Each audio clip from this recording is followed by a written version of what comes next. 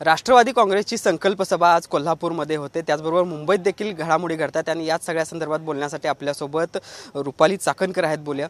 खरं तर मला पहिल्यांदा सांगा, मुंबईमध्ये गेल्या 2 दिवसापासून आपण बघतोय नवनीत राणा आणि दाम्पत्याचं जे काही सुरू आहे, कसं बघताय या सगळ्या? खरं तर महाराष्ट्रावरती कोणतंही संकट आलं, मग ते तोक्ते वादळ असो, भूकंप असो, कोरोनासारखी महामारी असो की महापूर असो, महाराष्ट्राचा माणूस एकत्र येतो, लढतो आणि जिंकतो। हा एकसंध महाराष्ट्र आहे। छत्रपती शिवरायांच्या विचारांचा महाराष्ट्र, शाहू फुले आंबेडकरांच्या विचारांचा महाराष्ट्र। ह्या एकसंध महाराष्ट्राला, शांत महाराष्ट्राला कुठंतरी अशांत करण्यासाठी काही विकृत मनोवृत्ती या समाजामध्ये वावरतात। तर मला असं वाटतं की ज्यांना कामच करायचं नाही आहे किंवा करूनही द्यायचं नाही, त्यांच्या अशा स्वरूपाचे विचार। पण खालच्या पातळीवर जाऊन टीका होताना दिसते मुख्यमंत्र्यांवर दोघांकडून। प्रत्येकाच्या पक्षाचे वैचारिक संस्कार असतात आणि ते संस्कार त्यांच्या सगळ्यांच्या वक्तव्यांमधून सातत्याने जाणवत असतात। पण या सगळ्यामध्ये शिवसेना देखील आक्रमक झालेली पाहायला मिळते। कायदा सुव्यवस्थेचा प्रश्न त्यामुळे निर्माण होतोय। कसं? कोणत्याही कार्यकर्त्यांना आवडत नाही की आपल्या नेतृत्वावरती कोणी टीका करावी। त्याच्यामुळे कार्यकर्ता हा सळसळत्या रक्ताचा असतो, त्याच्या भावना तो व्यक्त करत असतो।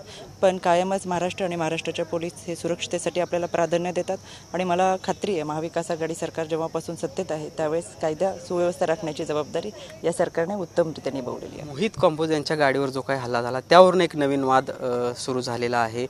शिवसेनेचं म्हणणं आहे की त्यांच्या गाडीमध्ये ॲसिड होतं आणि हल्ला करण्याच्या उद्देशानं ते आलेले होते। कसं बघताय? मला या संदर्भातली सविस्तर माहिती नाही आहे, ती मी निश्चितपणाने माहिती घेईल। एकूणच ज्या पद्धतीनं राज ठाकरे यांनी भोंग्याचा विषय काढल्यानंतर हे सगळं हनुमान चालीसा विषय सुरू झाला, त्यानंतर वेगवेगळ्या लोकांचे एंट्रीज यामध्ये होत आहेत। कशासाठी हे सगळं चाललंय असं वाटतं? कारण भाजप ज्या पद्धतीनं त्यांना मला असं वाटतं की रोजा इफ्तार चालू असताना भोंगे काढा, भोंगे लावा हा विषय नाही आहे। महाराष्ट्राच्या माणसाचा विषय महागाई, जे केंद्र सरकारने 2014मध्ये आम्हाला स्वप्न दाखवली होती ती महागाईच्या संदर्भात होती, रोजगाराची होती, ढासळलेल्या अर्थव्यवस्थेच्या संदर्भात होती। त्याच्यामुळे आता भोंगा लावायचाच असेल तर तो किराणा मालाच्या दुकानाच्या बाहेर लावावा की तुरडाळीचे दर 70 रुपयावरून 125 रुपयावर गेलेत। भोंगा लावायचाच तर पेट्रोल पंपाच्या बाहेर लावावं। 60 रुपयाचं पेट्रोल हे 120 रुपये लिटर झालेलं आहे आणि भोंगा लावायचा आहे तो गॅस एजन्सीच्या बाहेर लावावा। आम्हा महिला भगिनींचं 400 रुपयाचा गॅस सिलेंडर 1100 रुपये झाला आहे। सरकार अस्थिर करण्यासाठी हे सगळं सुरू आहे असं वाटतंय का? आणि ह्याचा परिणाम काय महाविकास आघाडीवर होईल? महाविकास आघाडी सरकार सत्तेत आल्यापासूनच विरोधकांनी साम दाम दंडभेद वापरून हे सरकार अस्थिर करण्यासाठी प्रयत्न करतात।